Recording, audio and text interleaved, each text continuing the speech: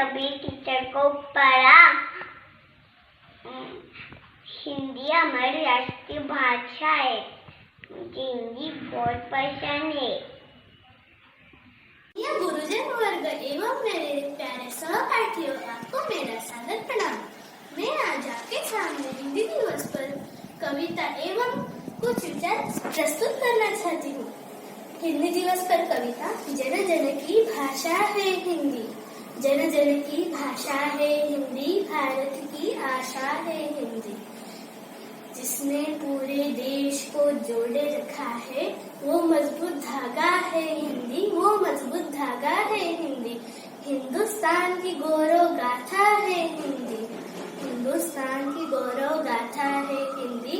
एकता की अनुभव परंपरा है हिंदी।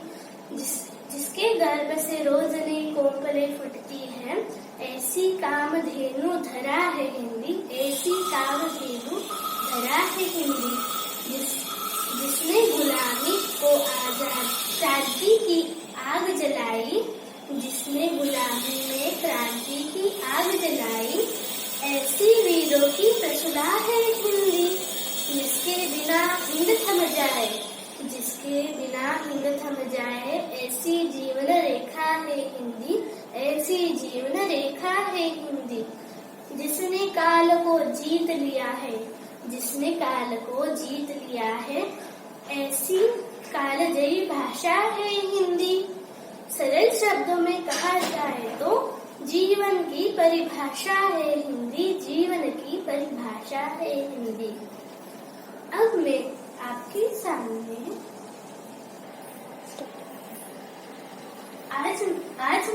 अब मैं आपके सामने हिंदी दिवस पर 2 शब्द बताना चाहती हूँ।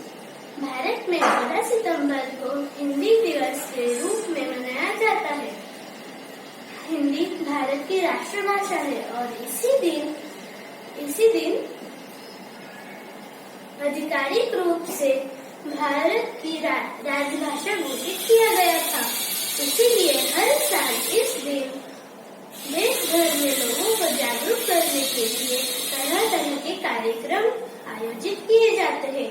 300 सालों की गुलामी से आजादी पाने के बाद देश के संविधान निर्माताओं का ये मानना था कि हिंदी भाषा में ही वो ताकत है जिसकी मदद से जम्मू कश्मीर से लेकर कन्याकुमारी तक संवाद स्थापित किए जा सकते हैं। इसीलिए देवनागरी भाषा में लिखी जाने वाली हिंदी देश की राजभाषा के रूप में। नमस्कार दोस्तों, मेरा नाम स्वर्णिम रेखा पसरे है। आज मैं आपको एक कहानी बताने जा रहा हूँ जिसका नाम है लालच का फल। एक गांव में राम नाम का एक आदमी रहता था। वो बहुत गरीब किसान था और उसका पड़ोसी श्याम वो बहुत अमीर था, लेकिन वो लालची और उसके साथ साथ वो बहुत आलसी भी था। एक दिन राम जब एक नदी के तट पर जाता है तो उसे एक छोटा बतख दिखता है, तो वो बतख को लेके अपने घर पे जाता है और उसके बाद उसे पाल पोस के बड़ा करता है। तो उसके बाद वो राम जब सोया होता है तब उसके बाद वो बतख एक सोने का अंडा देता है और फिर उसके बाद वो राम जब सुबह उठता है तब वो उस सोने के अंडे को देखकर बहुत खुश हो जाता है और वो बहुत कम समय में अमीर हो जाता है। तो रोज एक अंडे बेचता था बाजार में।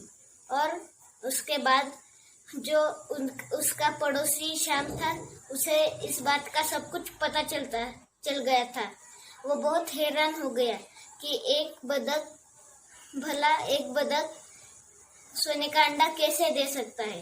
तो उसी रात श्याम ने उस रात को चुरा लिया और अपने घर ले गया और अपने घर ले जाकर उसने सोचा उस बतख के बारे में कि ये अगर रोज एक एक सोने का अंडा देता है तो इसके पेट में कितने सारे सोने के अंडे होंगे। तो उसी लालच में उस बतख को उसने काट दिया और उसके बाद बतख काटने की वजह से मर गया।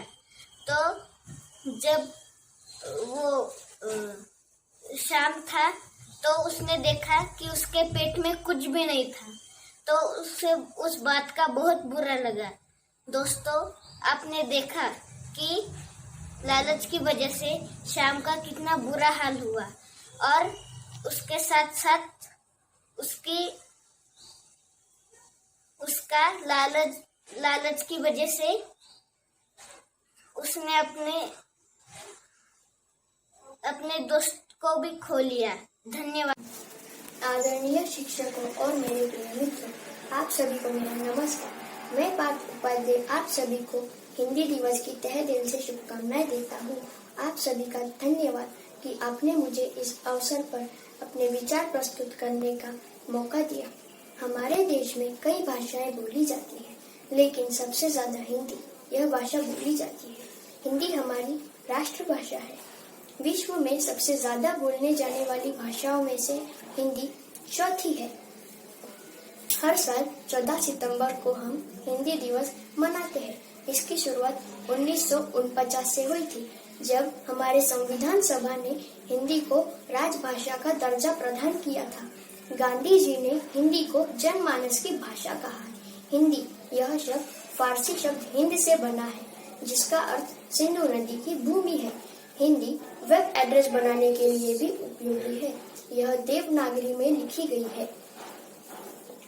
हमारे राष्ट्रपति नई दिल्ली के विज्ञान भवन में हिंदी क्षेत्र में काम करने वाले लोगों को पुरस्कार प्रदान करते हैं। हमें पूरे विश्व में जहां अंग्रेजी का उपयोग किया जाता है, वहीं हमें हिंदी का उपयोग करते हुए गर्व होना चाहिए कि हिंदी हमारी राष्ट्रभाषा है। अपना भाषण समाप्त करते हुए मैं यही कहना चाहूँगा, जय हिंद, जय हिंदी, जय भारत। सूरज गोल, चंदा गोल, दुनिया देखो गोल गोल। रोटी गोल, पैसा गोल, चूड़ी बाला गोल गोल। पहिया देखो गोल गोल, 10 करोड़ गोल गोल। नींबू गोल, बैंगन गोल, चखला बेलन गोल गोल। थाली गोल, फूले बालों गाला गोपी। दीदी कहती है गोल मटोर। मेरी माँ का नाम है पद्मा विक्रम रेहरे। मेरी माँ स्वादिष्ट खाना बनाती है। मेरी माँ मेरी पढ़ाई लेती है। सब कहते हैं भगवान सब जगह जा नहीं सकते हैं, इसलिए सबको माँ दी है। मेरी माँ मेरा बहुत प्यार करती है। Thank you. नमस्ते, मैं हूँ रिद्धि अजय शाह। मैं ग्लोबल इंटरनेशनल स्कूल और जूनियर कॉलेज में पढ़ती हूँ। आज हिंदी दिवस की आप सबको शुभकामनाएं हैं।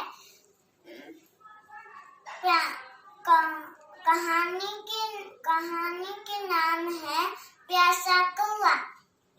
एक दिन बहुत गर्मी थी, तो फिर कौवा इधर उधर पानी के लिए घूम रहा था, पर उसको कहीं भी पानी नहीं मिला। तो फिर कौवा एक ऊंचे पेड़ पर बैठा। उसे एक पेड़ के नीचे एक मटका मिला। तो फिर वो उसके पास गया, तो उसने झाँक कर देखा तो उसमें थोड़ा सा ही पानी था। तो फिर कौवे को एक तरकीब आई और उसने पत्थर उठाया और उसमें मटके में डाल दिया।